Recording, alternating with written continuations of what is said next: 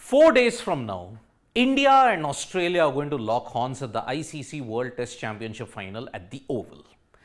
The Oval has a rich history of cricket. For over 100 years, Australia has been playing at this very venue. India, on the other hand, have been playing here for close to 80 plus years. If you have seen the previous video of the ICC World Test Championship final, I had pointed out that Australia and India have got a rather similar record at the Oval. So, at this point in time, it is very important to focus on the batting. Remember, Australia's batting versus India's batting, it could well be the case of Australia's bowlers versus India's batters. So, it is very important to gauge the players who are going to make a big difference in this ICC World Test Championship final.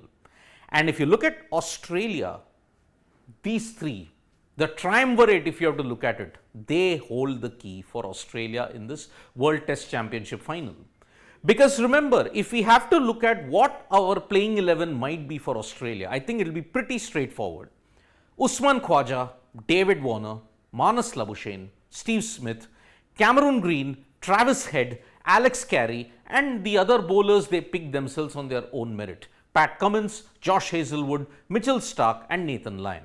If Mitchell Starc, or maybe if you may say Josh Hazlewood is not fit, most probably if Hazlewood is not fit, then Scott Boland will come in his place. So 4 pacers and 1 spinner, that will be the way Australia will go. But all the success of Australia will have to depend upon their batters. And 3 of these batters have played at the Oval in the past. Usman Khawaja has not played a test match at the Oval. Neither has Cameron Green or Travis Head. Neither has Alex Carey.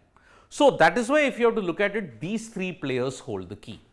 Now in this video, I will tell you the record that he has, that all these 3 players have at the Oval. And I'll begin first with David Warner.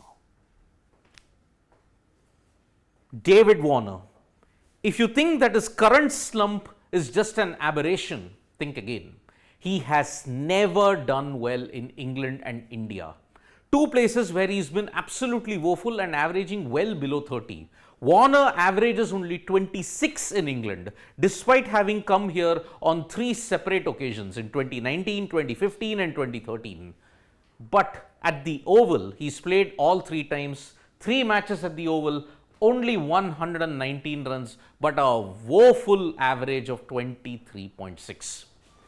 Ironically, if you have to look at it, one of his highest scores in England came at this very venue, which was 85.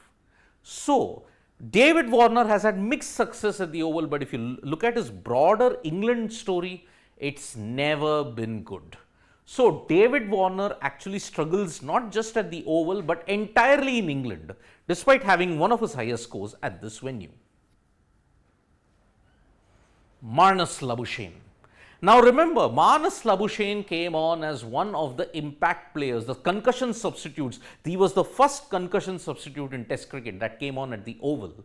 So, he's had very good success in England. He had 4 consecutive 50 plus scores there, and at the Oval, he actually played in the 2019 5th Test when he scored just 62 runs at an average of 31. He didn't score a 50 there, he had a score of 48 and he hit 14. But the problem for Marnus Labuschagne has been when the last time India and Australia played, he really struggled, which means that when you take the Australian conditions out of the way, Labuschagne does tend to struggle.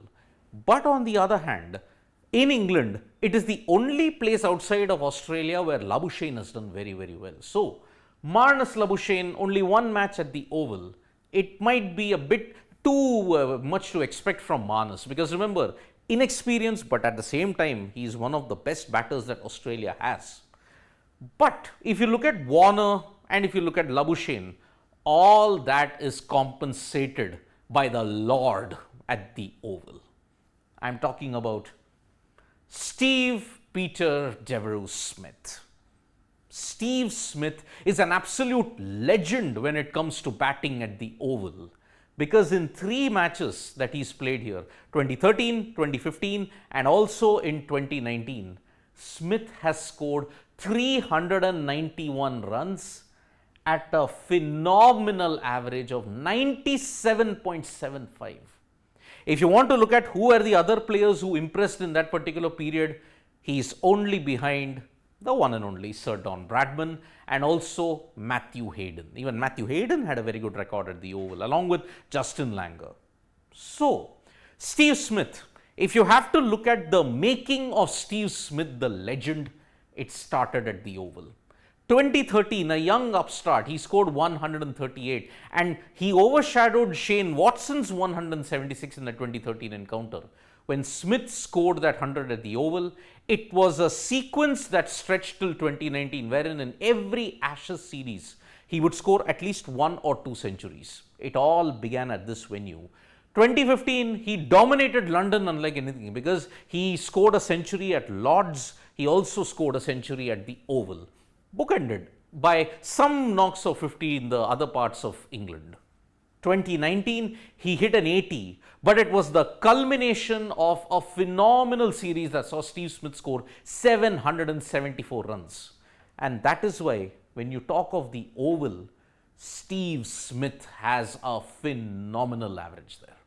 And that is the reason why India will have to get rid of Steve Smith pretty quickly, because Australia bat all the way till number 7 if you include Alex Carey in that as well. So Alex Carey, and if you look at it, Alex Carey, Cameron Green, Usman Khawaja, Travis Head, these 4 have not played at the Oval yet in a test match. But these 3, David Warner, Marnus Labuschagne, Steve Smith hold the key. Steve Smith in particular is a massive factor. If Virat Kohli is the key factor for India, Steve Smith is the ultimate factor for Australia. If he can make the difference between Australia winning the test match or losing it. So, in a way, Steve Smith is the Lord at the Oval, 97.75. Boy, India, be scared. Be very scared indeed. Thank you so much, folks, for joining us for this video. We'll be back with more updates on sports today. Tap that bell icon so you know when we go live. And don't forget, we are on Facebook, Twitter, and Instagram as well. Thank you.